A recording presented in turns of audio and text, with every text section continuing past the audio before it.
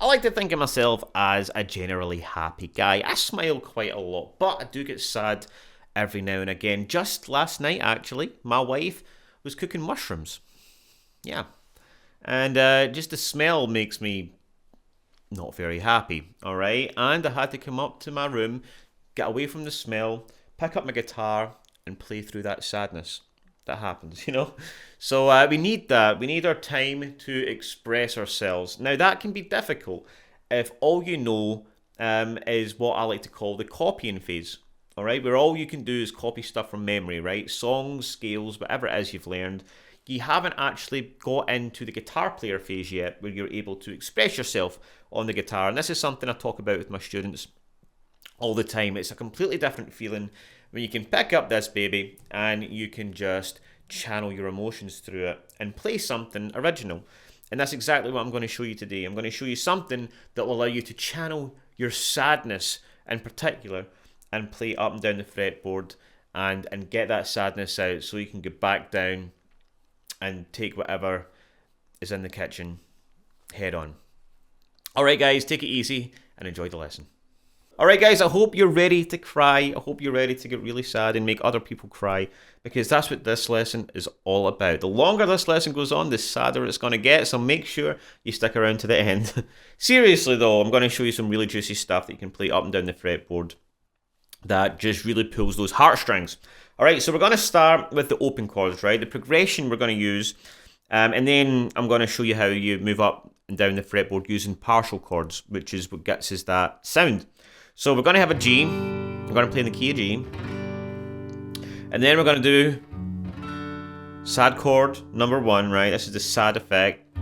F sharp bass with a D. You get my thumb over there on the 2nd fret. Happy, sad. Alright, works every time, alright? And then the minor chord, alright, and you get the E minor in there, a C, then we're going to move it up 2 frets to a D, kind of D, and back here again, alright? And just play around with that for a second. G, we can embellish it.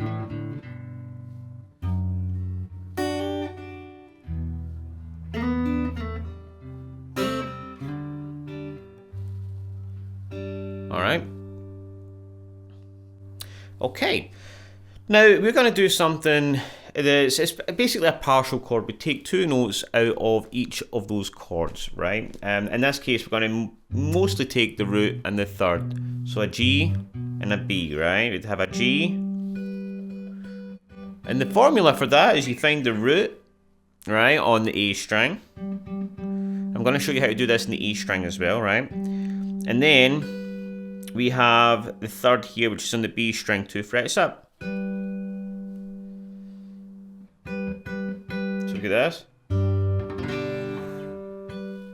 Now this works really well for a little intro, or if you're playing, accompanying somebody, you'd be playing this as well, or just on its own. It works really well.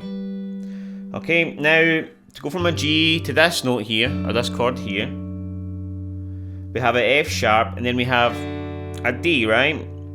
Now what I can do there is I can play the F sharp here. This is a little trick from Tom Bukovac that I got with his course, by the way. I love Tom Bukovac. You should check out his channel, Homeschooling. He's got a lot of good stuff here. But I learned this from him, right? This little trick here, and I can get that sound, the D with the F sharp bass, by playing the F sharp bass and playing the A note here, which is the 5th note in a D chord, right? But basically, I still get that sound, so I can go.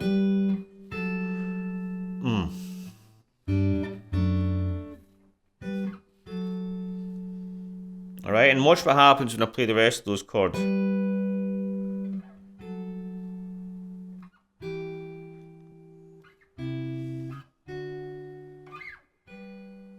Really nice, right? And what I did there, right, I've got the G here, D with the F sharp bass, E minor, right? So basically, major chord, minor chord, you move that finger back, right? Basically just what I've done here. But so this could be an F sharp minor, or you know, it gets us that sound as well. Anyways, major chord, that'd be a G major, that'd be a G minor, okay? Okay, so E minor, that's a D major and that's a C. I can play a B minor there as well. And then the G. Okay. Now, if I want to add in some melody to that, I can do that by using the B string, right? This is a really easy, kind of cool visual tool you can use to create some really interesting, sad melodies, all right? Something like this.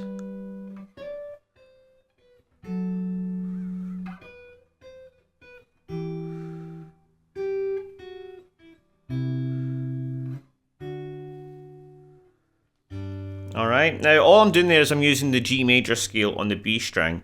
So if we start here from the G note, which is in the 8th fret of the B string, right? And we do the major formula, the major scale. So it's root, whole step, half step, whole step, whole step, whole step, half step, right?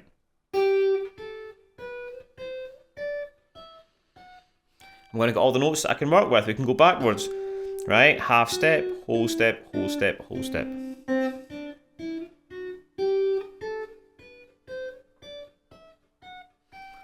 And I can just use all those notes to come up with some cool stuff, right? So what I did there, right, I did, all right, a little lick before you move into the next chord. I moved up to 15, 13, 12, into my F sharp minor.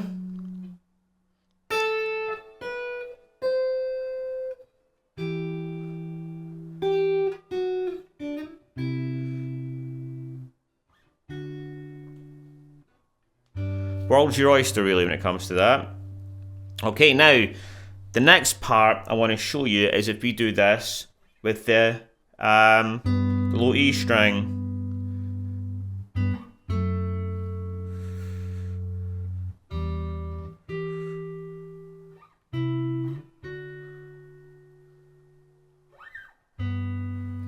Alright, now you can play these to the exact same chords, except I'm just using a different note, right, for my third. So I've got the G note here, on the low E. I have the third here, the B, on the 4th fret of the G. I can do the F sharp bass with the A here, 2 and 2, right? So again, this is my major chord. That would be my minor chord, right? So G major, my F sharp bass over D. And then we have E minor. We can just play that. The G and the E open. But then I can also play here 12 and 12. C, 8th fret, the 9th fret, and then D, 10th fret, and the 11th fret. So I've got this.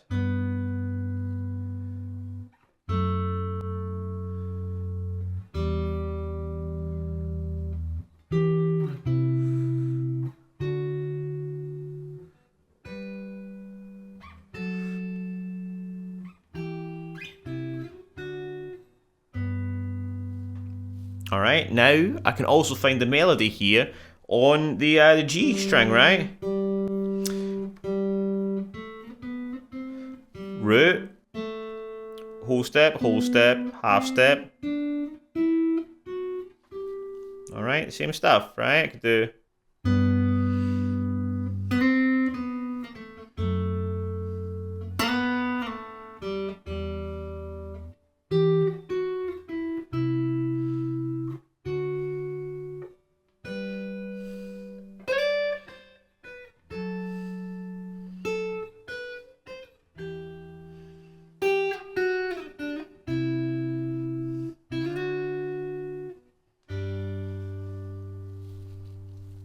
So guys, I hope you really enjoyed that. I hope you're happily sad. And, you know, it's all about fretboard freedom, about having the tools and devices to express yourself up and down the fretboard. It's really not that hard once you have the tools under your belt. And if you would like a little bit more help with that, along with some structure, accountability, feedback, all the things that make your learning process so much faster, then click the link in the description and you can work with me privately. Alright guys, take it easy and I'll see you in the next one.